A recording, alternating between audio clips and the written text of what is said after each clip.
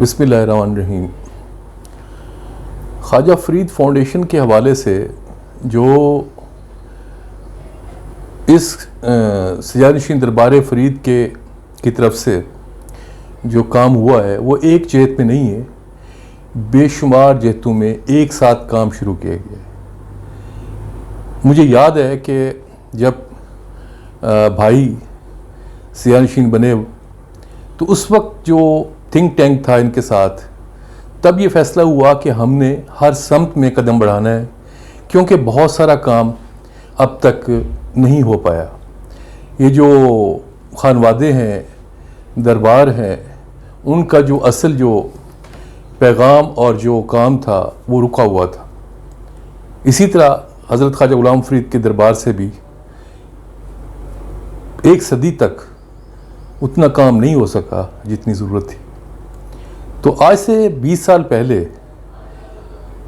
جتنے پروگرام شروع ہوئے اس گھر سے، وہ الحمدللہ آج وہ اپنی پوری طاقت سے لوگوں کی خدمت کے لیے بھرپور طریقے سے جاری ہیں، اور الحمدللہ ہمیں ان کاموں پہ فخر ہے۔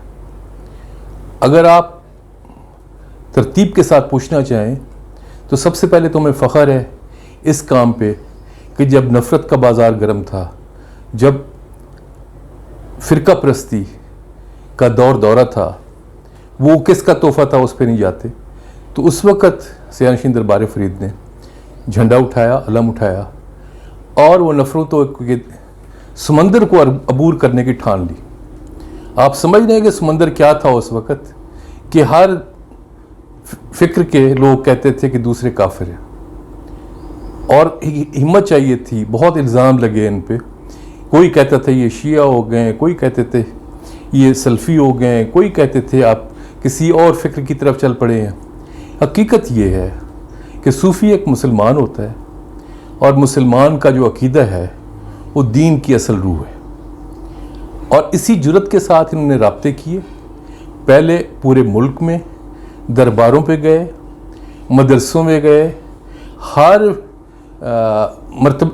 مکتبہ فکر کے مدرسوں میں گئے، ہر لیڈر سے ملے، ہر جماعت کے سربراہ سے ملے، اور انہیں یہ پیغام دیا کہ ملنے سے دل کی نفرتیں جو ہیں نا کم ہوتی ہیں، اور مل بیٹھنے سے ہی مسائل حل ہوں گے، ایک دوسرے سے دوریوں سے یہ مسئلے حل نہیں ہوتے۔ اور آپ جانتے ہیں کہ ہمیں تقسیم کیا گیا اس ملک کو نسلی امتیاز میں، لسانی امتیاز میں، اور یہ جو معاملات تھے مذہبی، الحمدللہ اس میں سجادنشین دربار فرید نے، اگرچہ ان کو اس کام میں 20 سال لگے، لیکن الحمدللہ وہ اس سطح پر لے آئے کہ آج تمام مضبوط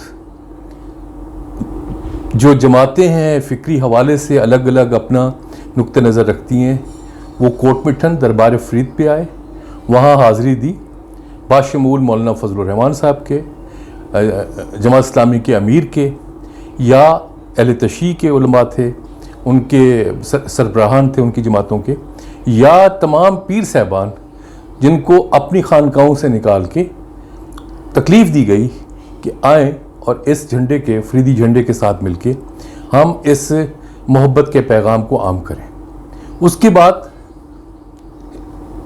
بین الاقوامی سطح پر آپ تشریف لے گئے، جس ملک میں بھی گئے، بالخصوص امریکہ کے جو آپ کے 3 دورے ہیں، اس میں آپ نے جو پیغام جا کے وہاں پہنچایا تو لوگوں نے اس کو بہت ہی متاثر ہوئے اور اپریشیٹ کیا۔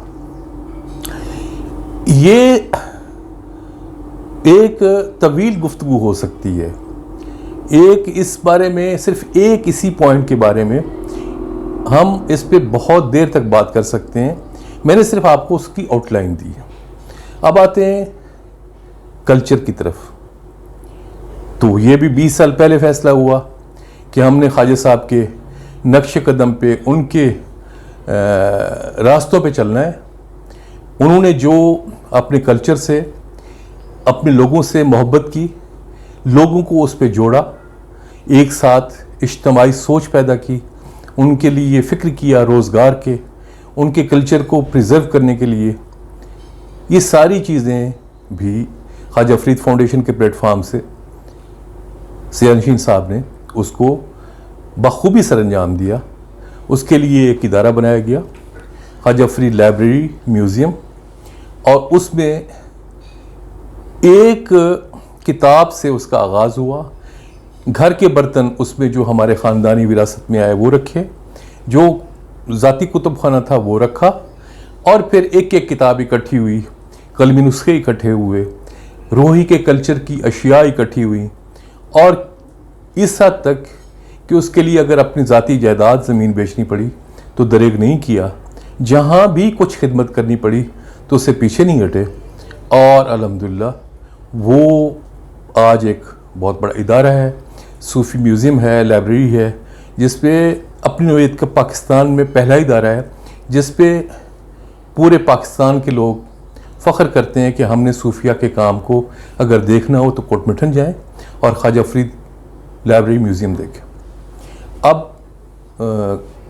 روحی کا پروگرام دیکھ لیں تو خواجہ فرید روحی میلے کے نام سے آئی ہوپ کہ 1999 یا 2000 میں اس کا بھی آغاز ہوا، اور اس میں بھی ہم جس طرح باقی پروگراموں میں ہم سفر رہے ہیں، ہمیں اعزاز ہے چھوٹے بھائی ہونے کی حیثیت سے بھی اور ایک ٹیم ممبر ہونے کی حیثیت سے بھی. تو وہ بھی ہم نے اپنی آنکھوں سے سارا کچھ دیکھا کہ جی جا کے اعلان کر دیا کہ جی خواجہ صاحب کا یہاں پہ میلہ ہوگا، اور بیابان سی جگہ جس میں یہ سنا گیا صرف کہ حضرت خواجہ غلام فرید رحمۃ اللہ علیہ یہاں سے آ کے آغاز کرتے تھے اپنے سفر کا. اس جگہ کا نام کنڈا فرید تھا. چند کچی عمارتیں تھیں جو گر چکی تھیں، ایک درخت تھا اور ایک قبرستان تھا. مسجد تھی جو تقریباً شہید ہو چکی تھی، اور بہت چھوٹی سی مسجد تھی یادگار کے طور پہ. تو وہاں پھر ہم نے پہلا جو پروگرام کیا، تو وقت کی کمی ہے ورنہ وہ بھی ایک الگ تجربہ ہے کہ جی جب ہم پہنچے تو اسی مسجد کے سائے میں بیٹھے تھے اور وہاں کوئی زی رو نہیں تھی. ہم 2-3 گاڑیوں میں وہاں پہنچے، جو ہمارے ساتھ لوگ تھے وہی تھے، اور ہم نے اطلاع دی ہوئی تھی چینلز کو اور لوگوں کو، سندھ کے لوگوں کو بھی، کہ یہاں ہم میلہ کر رہے ہیں پہلا. تو 1-2 سندھ سے گاڑیاں آ گئیں کوریج کے لیے. وہ بڑے پریشان ہوئے، میلہ کہاں ہے؟ ہم نے کہا یہی ہے. تو وہ انہوں نے کہا اچھا ہم تیار ہو کے آتے ہیں پھر دیکھتے ہیں، یہاں ہے تو کچھ نہیں.